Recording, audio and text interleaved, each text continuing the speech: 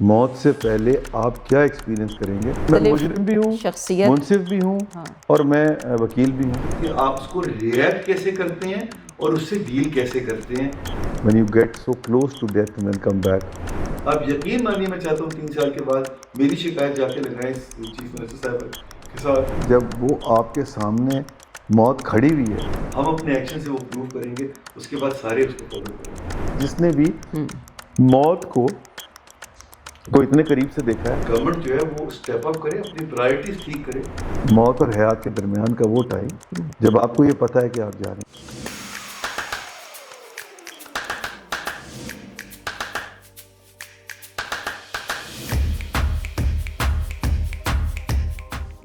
High viewers, international art society کے pod cost کے programme آپ مختلف دنوں میں مختلف اوقات میں دیکھتے رہتے ہیں، اور بہت منفرد پروگرام جو ہیں وہ آپ کے سامنے لائے جاتے رہے ہیں ٹی اینڈ ٹاکس کے نام کے تحت.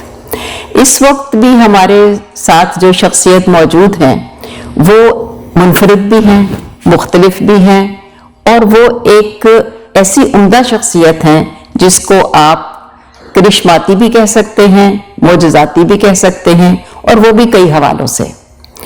جب میں آپ کے سامنے ان کا نام لوں گی اور آپ ان کی گفتگو سنیں گے، ویسے تو یہ ماشاءاللہ سب ان کو جانتے ہیں، یہ بہت ویل نون شخصیت ہیں، لیکن جب یہ بات کریں گے تو آپ کو احساس ہوگا کہ یہ واقعی اگر ہم کسی کو کہیں کہ معجزاتی شخصیت ہیں تو وہ اس کا بھی جواز جو ہے وہ آپ کو ملے گا اس پروگرام میں، ان کی گفتگو کے ذریعے، ہمارے سوالوں کے ذریعے، اور کس طرح انہوں نے اپنی ان کا جو پروفیشن ہے، جو ان کا ٹیلنٹ ہے، اس میں یہ کس مقام پہ پہنچے ہیں، اس لحاظ سے بھی یہ کرشماتی ہیں.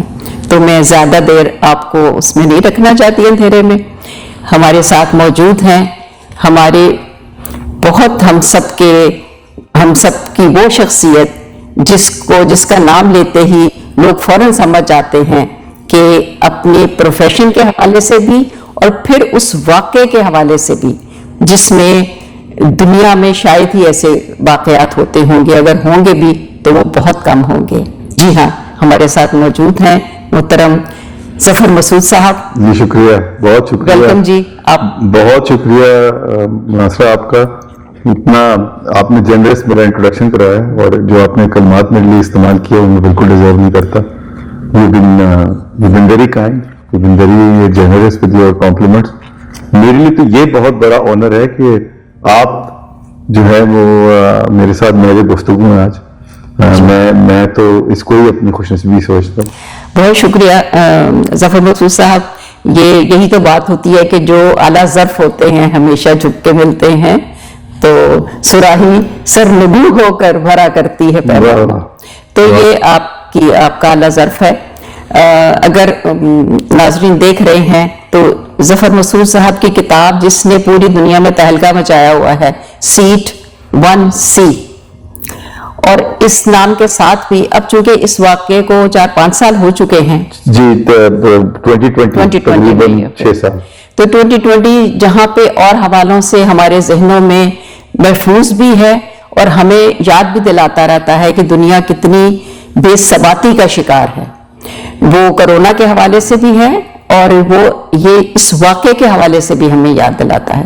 تو میں ظفر صاحب آپ سے چند سوالوں کے ذریعے، وقت تو بہت کم ہے، اگر آپ کے ساتھ ہم پورا دن بھی بیٹھیں تو جو کچھ آپ کی شخصیت ہے وہ تھوڑا سا میں تعارف کروانا چاہوں گی، چاہے آپ نہ بھی چاہیں، لیکن دیکھیں کہ وہ بینک آف پنجاب کے آپ پریزیڈنٹ ہیں اور وہ بہت بڑا بینک ہے. اس کے بعد آپ OGDCL جو ہے اس کے چیئرمین ہیں. پھر آپ بینکس ایسوسیشن کے آپ ہیں، پاکستان بینکس ایسوسیشن کے آپ چیئرمین ہیں. دنیا بھر کے جو فائنینشیل اور بڑے بڑے انسٹیٹیوشنز ہیں اس میں کسی نہ کسی حوالے سے آپ کا کوئی نہ کوئی کردار ہے. تو یہ اتنی ساری چیزیں جو ہیں، اس کے بعد یہ جو قدرت نے آپ کے ساتھ یہ جو کیا ہے، اس کو ہم کیا کہیں، اس کو ہم واقعہ کہیں، اس کو ہم کھیل کہیں، اس کو ہم کوئی ایسی بات کہیں کہ قدرت نے کیونکہ آپ کو ضرورت نہیں تھی، جتنی زیادہ آپ کے اندر صلاحیت ہے، جتنا زیادہ آپ نے کام کیا ہے اور آپ کر رہے ہیں، اس کے بعد یہ بھی واقعہ آپ کے ساتھ جو ہے منسلک ہو گیا ہے، اور لوگوں کو اب وہ تو ظفر مسعود پیچھے رہ گیا جو اتنے کام کرتا ہے، اور یہ ظفر مسعود جس نے ایک ایسے حادثے اور ایسے سانحے میں سروائیو کیا ہے جس میں صرف 2 لوگ جو ہیں وہ بچ پائے تھے. تو یہ لوگ جاننا چاہتے ہیں کہ وہ جو سانحہ تھا، وہ اس کے جو آخری لمحات تھے، وہ آپ اگر شیئر کریں ہمارے ویورز کے ساتھ کہ اس وقت کیا ہوا تھا، تو پھر ہم بات کو آگے بڑھائیں گے. جی نہیں، بہت شکریہ. بڑا آپ نے بڑی عمدہ تمیز باندھی اس کے پورے معاملے کے بارے میں. یہ بات بالکل ٹھیک ہے کہ وہ لوگ باقی سب چیزیں بھول گئے اور ان کو وہ واقعی سے زیادہ یاد ہے. میری خواہش یہ کہ اگر مجھے وہ کتاب کے پہلو سے زیادہ یاد رکھے تو زیادہ بہتر ہے، اور جو ہو بھی رہا ہے، کیونکہ جس طرح آپ نے کہا وہ کتاب کافی پذیرائی ملی ہے. میری کوئی 42 ٹاکس ہو چکی ہیں پوڈ کاسٹ اور اس کے علاوہ اس کتاب کے حوالے سے، تو آلریڈی کافی لوگوں نے اپریشیٹ کیا ہے. اور فرینکلی اسپیکنگ میں یہ سمجھتا ہوں کہ یہ بینک ہو یا OGDC ہو یا پی بی ہو، یہ سارے کام مجھ سے بہتر بہت سارے لوگ کر سکتے ہیں. وہ جو اللہ تعالیٰ نے مجھے یہ ایک اپرچونٹی دی تھی to tell the tale of what will happen when you get so close to death and then come back، وہ غالباً کیونکہ میرا ایک تھوڑا سا فیملی بیک گراؤنڈ ہے، کتابیں لکھنے کا ہماری پوری فیملی میں ایک رواج ہے. اب تک میں کاؤنٹ کر رہا تھا میری جنریشن تک، میرے مجھ سے بڑے اور ان سے بڑے اور میرے جو گرینڈ پیرنٹس تھے ان کی جنریشن سے لے کے چلتا ہوں، تو تقریباً 50 کتابیں جو ہیں وہ لکھی جا چکی ہیں. تو I think he wanted me to write this book. جی، وہ آپ کا جو خانوادہ ہے جو ایک چلا آ رہا ہے، 50 کے قریب کتابیں مختلف جو شخصیات نے لکھی ہیں، یہ بہت بڑی بات ہے. اور آپ زہرے کے رئیس سمروہوی اور جان ایلیا کی فیملی، آپ کے اپنے والد صاحب جو منور سعید صاحب ہیں، ان کی شخصیت اور ان کا جو کام ہے وہ اپنی جگہ بہت بھرپور ہے. تو ابھی وہ مہپارہ صاحبہ کی کتاب بھی آئی ہے، مہپارہ صفدر کی، تو وہ بھی آپ کی فیملی میں سے ہیں. تو آپ کے ڈی این اے میں ہے یہ کہ آپ نے غالباً ایسے ہی لکھتے چلے جائیں؟ آپ کہہ رہی ہیں غالباً یہ ڈی این اے میں تھا. وہ میں تو ڈی این اے پہ میں تو اتنا بلیو نہیں کرتا. میں تو سمجھتا ہوں کہ جو آپ کا پرورش کا حصہ ہوتا ہے، جو آپ کی ایک اورینٹیشن ہوتی ہے. مجھے لگتا ہے یہ کہ at the back of the mind ہمیشہ سے یہ تھا کہ میں نے کتاب لکھنی ہے، کیونکہ ہر میرے تایا، میرے پھوپا، میرا کزن کاظم، ابھی اس کی بہن سمیرا، ان سب کی کتابیں آئی ہیں. تو مجھے لگتا ہے یہ کہ وہ ہمیشہ سے تھا. اور یہ جو بولنے کا ہے نا، یہ بھی آسان نہیں ہے. Every time you talk about this whole very unfortunate incident, it has its own toll on your head. Yes. But I also believe کہ this is incumbent upon me. اب کیونکہ میں نے یہ دیکھا ہے کہ اس وقت موت سے پہلے آپ کیا ایکسپیرینس کریں گے، تو میں یہ سمجھتا ہوں کہ مجھ پہ بڑی ذمہ داری یہ ہے کہ میں جاؤں اور لوگوں سے ڈسکس کروں، ان کو یہ بتاؤں کہ دیکھیے یہ ہوگا آپ کے ساتھ اس وقت. اب یہ جو آپ نے ایکچولی وہ آپ تو کمال کی شاعر ہیں، آپ نے بالکل ٹیک کا بند اٹھا لیا اس میں سے. ٹیک کا بند کتاب کا یہ کہ وہ جو 30 سیکنڈ ہے جو آپ نے بھی بات کی بالکل موت سے پہلے کے، یعنی کہ موت اور حیات کے درمیان کا وہ ٹائم جب آپ کو یہ پتا ہے کہ آپ جا رہے ہیں. اچھا یہ بھی میں آپ کو بتا دوں کہ ایفیمرل نیچر آف لائف از سو مچ کہ آپ کو یہ بھی نہیں پتا کہ وہ ٹائم کب آئے گا. وہ بہت ممکن ہے ٹائم 1 منٹ بعد آ جائے، آپ کو پتا بھی نہ ہو. کیونکہ میں جب جہاز پہ چڑھ رہا تھا، انفیکٹ جب جہاز نے وہ چکر لگایا، جی وہ جو اس نے ڈیسائیڈ کیا کہ وہ ابورٹ کرے گا لینڈنگ کو اور جا کے وہ اوپر سے اپنا ایس او پی فالو کر کے ایک دفعہ چکر لگا کے نیچے آئے گا، میں اس وقت بھی آپٹمسٹک تھا کہ یہ جہاز جو لینڈ کرے گا. مجھے نہیں پتا تھا کیا ہو رہا ہے. تو ہم بھول جاتے ہیں اس بات کو کہ وہ وقت بھی آنا ہے کہ جب موت، آپ زندہ ہیں لیکن موت آپ کو پتا ہے کہ وہ آنی ہے. मौत तो इनएविटेबल है, उसने तो आने ही आना है, मौत का एक मगर वो डिसीजन है। नींद रात भर क्यों नहीं आती, लेकिन वो जो टाइम है जब वो आपके सामने मौत खड़ी हुई है, वो टाइम बड़ा बड़ा इंपॉर्टेंट टाइम होता है, क्योंकि मेरा एक्सपीरियंस उसमें ये रहा कि आप अपनी कटहरे में खुद खड़े होते हैं, यूर आंसरेबल टू योरसेल्फ। ये मेरे केस में खाली नहीं हुआ, अगर आप ये नियर डेथ एक्सपीरियंस जिसको कहते हैं, उसकी पूरी अगर हिस्ट्री पढ़े मेरी किताब में, मैंने उसमें बड़ा जी, तफसील से जिक्र किया है, तो आपको नजर आएगा कि जिसने भी मौत को तो इतने करीब से देखा है, उन सबके साथ तकरीबन यही एक्सपीरियंस हुई है जो मेरे साथ। और उस 30 सेकंड के अंदर जो है वो जो मेरा अपना एक्सपीरियंस है, वो तो ये है कि मुझे ऐसा लगता है जैसे मैं अपने कटहरे में खुद खड़ा हुआ था और मैं वहां मुजरिम था और मैं ही जज था जो अपने आप को जफर मसूद मुजरिम को, जफर मसूद जज जो था वो, और जफर मसूद वो भी था, वकील भी था। कैसी अनोखी बात है ये, कैसी ये बात जो आप वाकई ये आप शेयर कीजिए। ये तो वाकई इतनी मुख्तलिफ बात है जी कि आप उस वक्त मैं मुजरिम भी हूँ, शख्सियत, मुंसिफ भी हूँ, हाँ। और मैं वकील भी हूँ।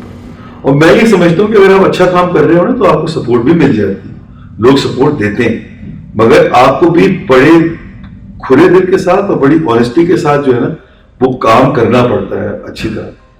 मैं ये भी समझता हूँ कि मैं बहुत लकी हूँ कि मुझे ये अपॉर्चुनिटी अभी मिल गई कि जो हमने इंटरेस्ट फ्री लोन वाली आपने बात की, हमने किसान कार्ड इंट्रोड्यूस करवाए, उसमें 94 बिलियन रुपीस के कार्ड जो लेंडिंग है किसानों की वो हमने अप्रूव की है, जिसमें ऑलरेडी 60 बिलियन डिस्पर्स भी हो गया, बाकी भी सीजन से पहले हो जाएगा। आप सोचिए कि इसमें कितना तकरीबन 1 मिलियन फार्मर जो है उसमें बेनिफिट उठा रहे हैं। Just to give the perspective of how impactful this is, the total lending of the small farmers in a year is around 150 billion or 200 billion होती है एग्रीकल्चर में। ओवरऑल तो खैर तकरीबन 2-2.5 ट्रिलियन के करीब है। अच्छा, सॉरी मैं बीच में, ये जो रीपेमेंट का प्रोसेस होता है वो भी मैं आपको बताता हूँ। उसके बारे में लोगों का ख्याल ये था कि शायद आप ये पैसे देंगे लोगों को तो वापस नहीं आएंगे। उसमें पहली साइकिल के अंदर 98.5% रिकवरी, और सेकंड साइकिल में अब तक मैं अभी नंबर देख रहा चल रहा है, सेकंड साइकिल की रीपेमेंट, उसके अंदर भी जो रिकवरी है वो तकरीबन 95% पे आ गई है, एंड आई एम एक्सपेक्टिंग कि एक महीने में वो भी दोबारा 98-99% पहुंच जाएगी। अच्छा, ये बहुत अहम है जी। मैं एक दफा वो पढ़ रही थी, मेरे सब्जेक्ट का हिस्सा ही था, तो मैं वो देख रही थी जैसे ग्रामीण बैंक में, ग्रामीण में जी उसमें, और ये जो फर्स्ट विमेन बैंक जब स्टार्ट हुआ है पाकिस्तान में, तो औरतों को दिए गए कर्जे, तो उसमें जो रीपेमेंट का प्रोसेस था, वो जो रेशो था वो बहुत अच्छा था जी। तो क्या ये आप भी बता रहे हैं कि 98% से ज्यादा, तो ये क्या गरीब जो है वो कर्जे वापस करने में ज्यादा जी, अगर आप जो है ना वो जांच पड़ताल ठीक करके दें लोन, जो एक लोग बार बार कोट करते हैं कि पास्ट में जो है गवर्नमेंट की स्कीमों में बड़े लॉसेस हैं, उसमें जो प्राइमरी मिस्टेक थी ना वो ये थी कि जो जांच पड़ताल का तरीका था ना वो बैंकों ने फॉलो नहीं किया, ना फॉलो किया करेंगे। अगर आप स्ट्रक्चर ठीक करके अपना प्रोसेस लेके चलें तो फिर जो उसका रिस्पॉन्स है वो बहुत डिफरेंट आता है, और ये हमारा एक्सपीरियंस रहा है। फिर आप लोगों को एट टाइम लोगों को नच करना पड़ता है, बिकॉज अगर वो लोग पहली दफा बोरो कर रहे हैं ना तो उनको नहीं पता कि उन्हें पैसे कब देने, तो आपके ऊपर एक ज्यादा जिम्मेदारी आ जाती है कि आप उनको एजुकेट भी साथ साथ करते जाएंगे। देखिए आपको पैसे वापस करने हैं, ड्यू डेट हो गई है, ये करेंगे तो ये फायदा, ये करेंगे। फिर आपको तीसरी चीज एक और करनी पड़ती है जो हमने की, एट टाइम्स आपको बिहेवियर चेंज करने के लिए इंसेंटिव देना पड़ता है। अब हम टाइम पे पे करने के लिए लोगों से कहते हैं कि टाइम पे तुमने पे कर दिया ना तो हम कुरानदाजी करके और तुम्हें जो है उम्रे पे भेजेंगे या तुम्हें बाइक मिलेगी। तो उसका फायदा ये होता है कि इवन टाइम पे भी पे करने से पहले उनको एक इंसेंटिव भी होता है, और एडिट इंसेंटिव, यार इससे पहले कि पैसे दे दो, मुमकिन है उम्रे का टिकट निकला है। तो इस तरह करके आपको लोगों का बिहेवियर चेंज करना पड़ता है। We are working on changing that behaviour, और अब स्टूडेंट्स के लिए भी कर रहे हैं जी। मैं उसी पे आ रहा था कि उसमें जो है हम एसएमई के अंदर, एसएमई में भी को तकरीबन 93 बिलियन रुपीस हमने ऑलरेडी डिसबर्स कर दी, और ये सब छोटे लोग हैं जिसके अंदर हम ये समझते हैं कि हमें उनको सपोर्ट करना चाहिए, एसएमईज को जो हमारी बैकबोन है, और वो हमारी एक्सपोर्टिंग इंडस्ट्री को भी फीड करते हैं। स्मॉल एंड मीडियम साइज जी हाँ एंटरप्राइजेस, तो इसमें एब्सोल्युटली, तो ये 93 बिलियन हमने तकरीबन 100 बिलियन हमने नया पैसा दिया है, जो अभी 700 बिलियन टोटल है। आप सोचिए तो कितना बड़ा नंबर है जो हम लोगों ने, ये बैंक ऑफ पंजाब ने किया, और 44% of the total SME are actually catered by bank of Punjab वालों। इसी तरह हमने विमेन के अंदर, जेंडर के अंदर हमें अभी पाकिस्तान बैंकिंग अवार्ड दूसरी दफा इन रो मिला है, जिसके अंदर हम जो है वो इंडस्ट्री का तकरीबन 70 से 75% जो है वो बैंक ऑफ पंजाब अकेला करता है इन्हीं प्रोग्राम के तहत। और अभी हमें स्टेट बैंक ऑफ पाकिस्तान में 3 दिसंबर को 2 अवार्ड होते हैं उनके विमेन एंटरप्रेन्योरशिप से लेके टेक को किस तरह आपने यूज किया और फाइनेंस किस तरह किया, वो दोनों अवार्ड मिले। और ये हमें पिछले 4 साल में कंटिन्यूअसली एसएमई, एग्रीकल्चर और जेंडर के अवार्ड मिल रहे हैं, विच इज वेरी रिवॉर्डिंग। आपने स्टूडेंट्स की बात की, स्टूडेंट में हमारी बाइक स्कीम है, उसमें हम 19,000 बाइक्स दे चुके हैं ऑलरेडी, इसमें 5,000 जो है, और आपको बहुत खुशी होगी ये सुन के 5,000 बाइक्स जो है वो इलेक्ट्रिक है। उस 5,000 में से मेजोरिटी जो है 3,500 के करीब वो हमारी बच्चियां हैं, ये स्टूडेंट्स है जिनको हमने वो बाइक दी है। इतनी खुशी होती है मुझे, मैं जब सड़क पे देखता हूँ स्कूटी जो चलाते फिर, इतनी हमें खुशी होती है जब हम ये देखते हैं। जो सबसे बड़ी अचीवमेंट अगर आप मुझसे पूछिए ना नासरा, वो ये है कि हमारी ऑर्गेनाइजेशन में मैंने ये कम से कम मैं इसका सेहरा जरूर लेना चाहूंगा कि हमने इस चीज का कल्चर इंट्रोड्यूस करा दिया है कि जब आप एक आम आदमी की हेल्प करते हैं तो उसकी क्या सेटिस्फेक्शन होती है। वो सैलरी से नहीं मिलती, वो बोनस से नहीं मिलती, वो सेटिस्फेक्शन आपको मिलती है जब आप स्टेप आउट करके जाते हैं और आप ये देखते हैं कि आपने किस तरह लोगों की जिंदगी चेंज की। जब आप जाके किसी को टच करते हैं और दूसरा आदमी आपसे पूछता है कि आप बैंक ऑफ पंजाब में काम करते हैं, तो वो उस बात पे आपको अप्रिशिएट कर रहा होता है कितना अच्छा काम करते हैं। जब आप अपनी फैमिली में जाते हैं और अपनी फैमिली में आपको बताते हैं कि आपने ये काम किया, तो आप एक अपनी स्टेटस चेंज कर देते हैं उसके अंदर। मैंने लेटली एक और चीज शुरू की है कि मेरी जिंदगी में फैमिली बड़ी इंपॉर्टेंट है, और मेरा तो पूरा इकोसिस्टम जो मैं खड़ा हुआ आपके सामने हुआ, ये वैसे अपनी फैमिली सपोर्ट से खड़ा हुआ वो जो सपोर्ट है ना, मैंने तो ये शुरू किया है कि अब अगर हमारे यहाँ कोई अच्छा काम करता है, कोई लड़की अच्छा काम करती है तो उसके मियाँ को या उसके पेरेंट्स को, और कोई लड़का अच्छा काम करता है तो उनको मैं लेटर लिख के कहता हूँ कि आपकी बच्ची ने कितना अच्छा काम किया, आपके बच्चे ने कितना अच्छा काम किया, और हम एज एन ऑर्गेनाइजेशन उस पर बड़ा प्राउड है। ये वो माशाल्लाह आप और आपकी ऑर्गेनाइजेशन जो है बैंक ऑफ पंजाब, इसकी तो बहुत अच्छी रिपोर्ट है, और वो असल चीज ये होती है कि आम लोगों में हो तो आम लोगों में अच्छी रिपोर्ट है, ये तो है। तो दूसरे बैंक मुझे नहीं पता कितना फॉलो करते हैं आपको, लेकिन बैंक ऑफ पंजाब की बहरहाल एक प्रेस्टीज पता क्या होता है कि जब ये कंटेजियस होता है अच्छा काम करना, हाँ। जब आप अच्छा काम करना शुरू करते हैं ना तो बाकी सब लोगों को मोटिवेशन होती है। आप यकीन मानिए कि मैं इस बात को बिलीव करता हूँ कि अल्लाह ये करे कि 3 साइकिल के बाद किसान कार्ड जो है ना उसमें कोई और बैंक आके हमसे कहे कि हम भी करेंगे। आप यकीन मानिए मैं चाहता हूँ 3 साल के बाद मेरी शिकायत जाके लगाए चीफ मिनिस्टर साहब के साथ, चीफ सेक्रेटरी साहब के साथ कि जी आप बैंक ऑफ पंजाब को क्यों कह रहे हैं, हम भी आते हैं काम में, वो मेरा सक्सेस होगा।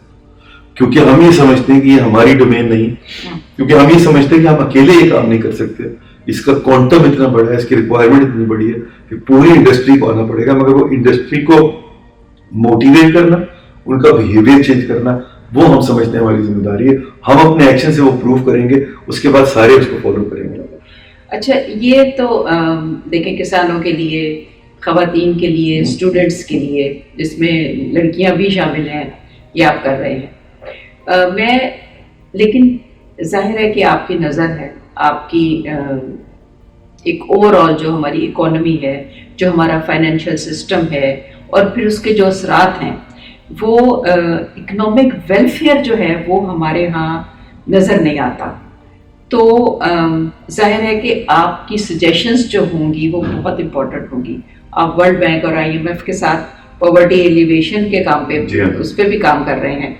तो क्या मेन पॉइंट्स क्या हो सकते हैं जिससे फौरी तौर पे तो नहीं, लेकिन चाहे ग्रेजुअली ही सही, आम लोग ये कह सकें कि हमारे लिए बेहतर काम हो रहा है, और हम जो हैं एज ए नेशन में बात कर रही हूँ, सिर्फ एक ख़ास इलाके की नहीं, या पंजाब के वो जो आप दे रहे हैं उसकी नहीं, تو ایک اوور آل جو ہمارے ایک عام آدمی کو جو ایک وہ ہے نا کہ اس کو اعتماد نہیں ہے، تو اس کے لیے کیا ہو سکتا ہے، اس کا اعتماد بحال کرنے کے لیے کیا ہو سکتا ہے، اور ریئلسٹیکلی بھی گراؤنڈ ریالٹیز کو دیکھتے ہوئے بھی اس کے لیے کیا کیا جا سکتا ہے؟ کوئی 4-5 پوائنٹس میں چاہوں گی کیا بہت یہ ناصرہ میرے لیے تو یہ بڑا، میں تو آپ کو ایز اے شاعر اور بہت عمدہ شاعر کے طور پہ ہمیشہ کنسیڈر کرتا رہا. پہلے تو خیر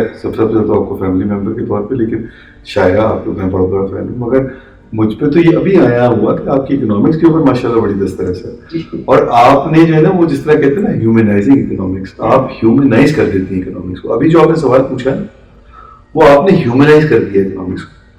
اچھا اب معاملہ یہ ہے کہ میں یہ سمجھتا ہوں کہ جو پرائرٹی سیکٹر ہے، آپ انہی سیکٹرز کی بات کریں گے کہ جن کو آج جو ایکسکلوڈیڈ ہے، فائنینشلی انکلوڈیڈ نہیں ہے. میں یہ سمجھتا ہوں کہ ان کو انکلوڈ کرنے کے لیے پہلی ذمہ داری یہ، اور دنیا میں ایسی کام ہوتا ہے، اس کو ہم کہتے ہیں پرائرٹی سیکٹر فائنینسنگ. اس کے اندر گورنمنٹ اسٹیپ اپ کرتی ہیں اور سپورٹ کرتی ہیں. اس کا کوئی اور راستہ ہے نہیں. نہ بینکس آن دیئر اون کر سکتے ہیں، نہ کوئی اور ادارے اپنے اون. یہ CSR سے کام نہیں چلتا. اس کو آپ کو امبیڈ کرنا پڑتا ہے اور سسٹم کا حصہ بنانا پڑتا ہے، کیونکہ کوانٹم اور اسکیل اتنا بڑا ہے. جس ملک میں تقریباً 45% لوگ جو ہیں وہ بلو پاورٹی لائن ہو، ان کو وہاں سے نکالنے کے لیے پورے ایکو سسٹم کو کام کرنا پڑے گا. CSR اس میں کوئی رول پلے نہیں کر سکتا. اس کام کے لیے بڑا ضروری یہ ہے کہ آپ جو ہے وہ گورنمنٹ جو ہے وہ اسٹیپ اپ کرے، اپنی پرائرٹیز ٹھیک کرے، اور وہ یہ سب پروگرام کو سپورٹ کرے. اس طرح ہم نے پنجاب میں نوٹس کیا کہ وہ پورا فوکس جو ہے وہ پنجاب نے انٹرسٹ فری لونز اور گارنٹیز کے اوپر دیا ہے کہ آپ یہ کریں تاکہ لوگوں کو ویلفیئر اور ایڈوانٹیجز ہو. اس طرح فیڈرل گورنمنٹ نے بھی کچھ پروگرام میں گارنٹی دینے کی استدعا کی حامی بھری ہے، اور بھی زرخیزی کے نام سے ایگریکلچر کا پروگرام ہے، SME کا بہت کامیاب پروگرام ہے.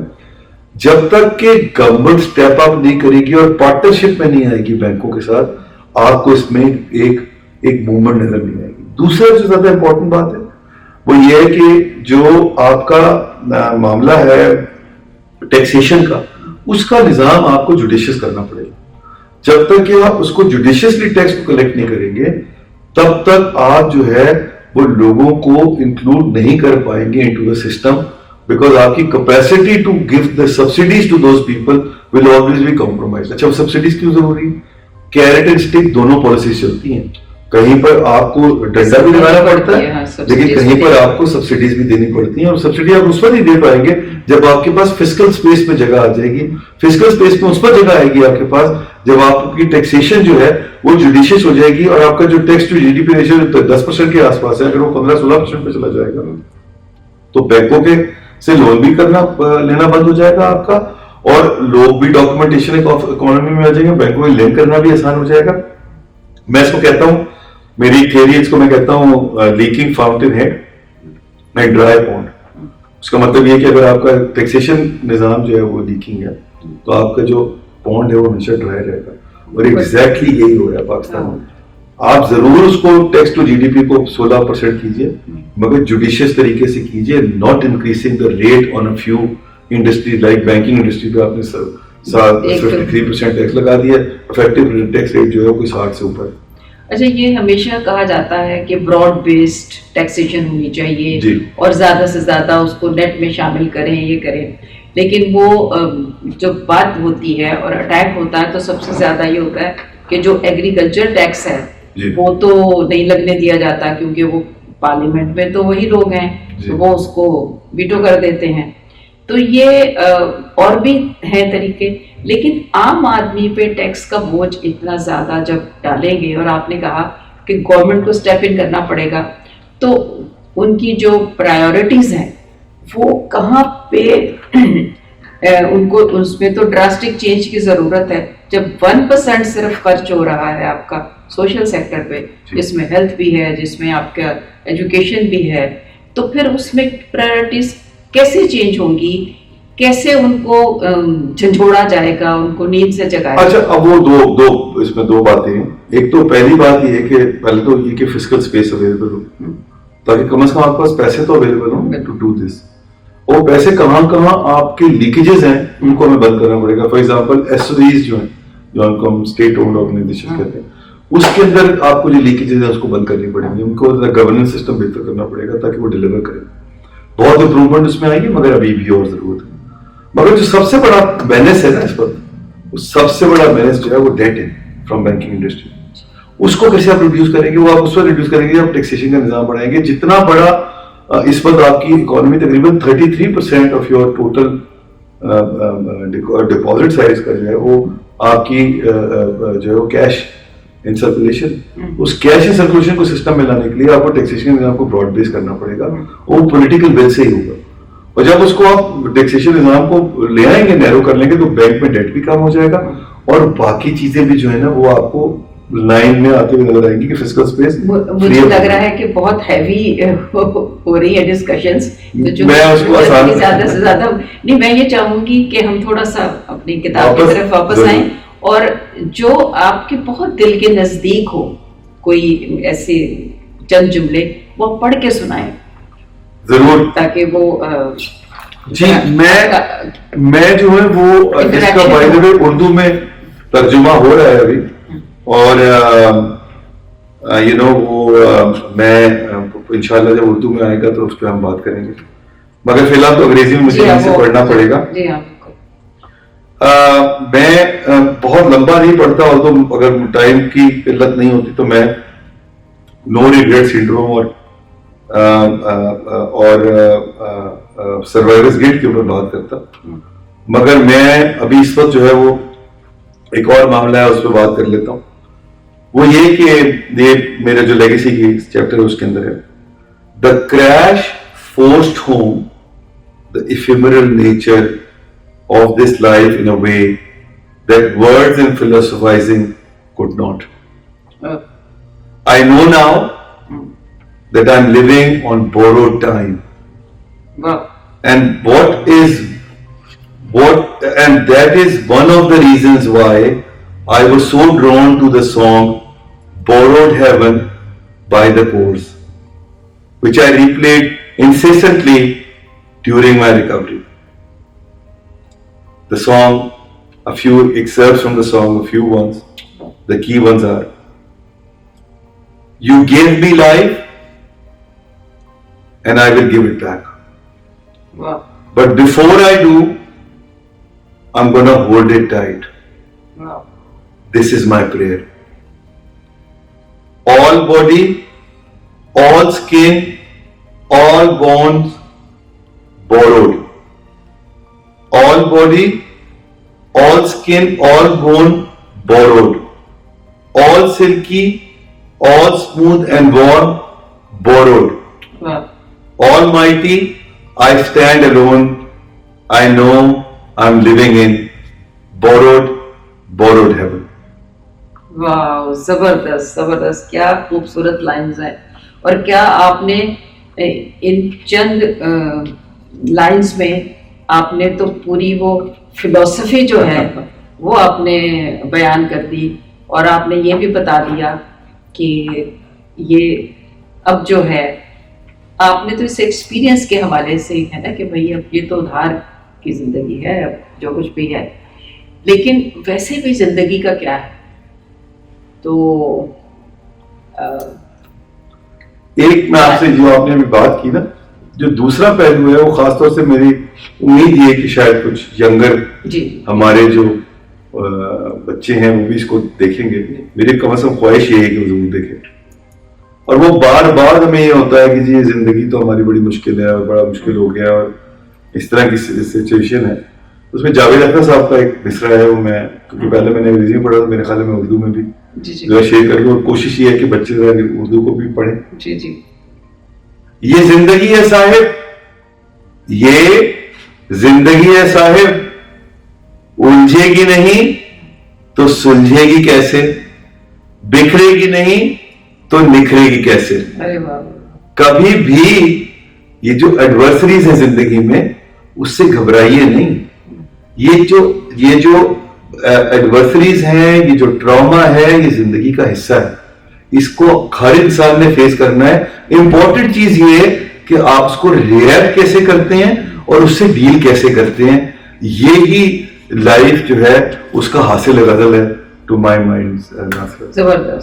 زبردست آپ نے بہت اچھے طریقے سے پوری ایک جو اس انسیڈنٹ کے حوالے سے بھی اس کو آپ نے ریلیٹ کیا ہے کہ زندگی کی بے ثباتی سے بھی, اور پھر جو وقت آپ کو ملا ہے آپ نے اس کو اس طرح سے لیا ہے کہ اب یہ وقت مجھے ملا ہے جو میں نے پے بیک کرنا ہے, اور میں نے قدرت مجھ سے کوئی کام لینا چاہتی ہے تو میں نے اس وقت کو اس طرح استعمال کرنا ہے کہ جب دوبارہ ایسا وقت آئے, کیونکہ سب پہ آنا ہے, تو اگین میں ذہن بھی صاف ہو اور کوئی ریگریٹ نہیں ہو, اور جو ایک ہم جس پینفل پروسیس سے گزرتے ہیں اس سے نہیں گزرنا پڑے.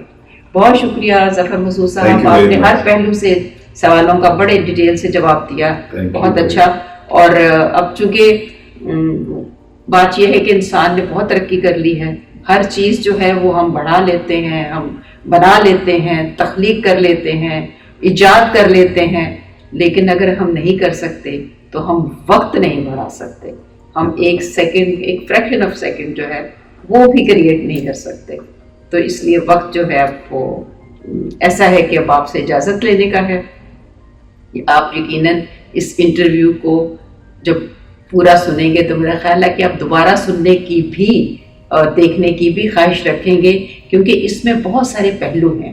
یہ صرف بات نہیں ہے, یہ جو میں نے شروع میں آپ سے کہا تھا کہ معجزاتی اور کرشماتی, تو اس میں آپ کو بہت سے ایسے پہلو ملیں گے. اب آپ ناصرہ زبیری کو اجازت دیجیے.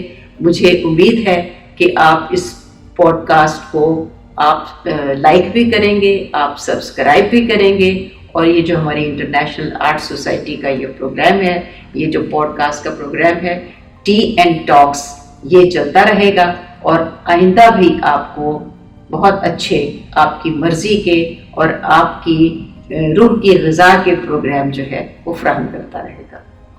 بہت شکریہ.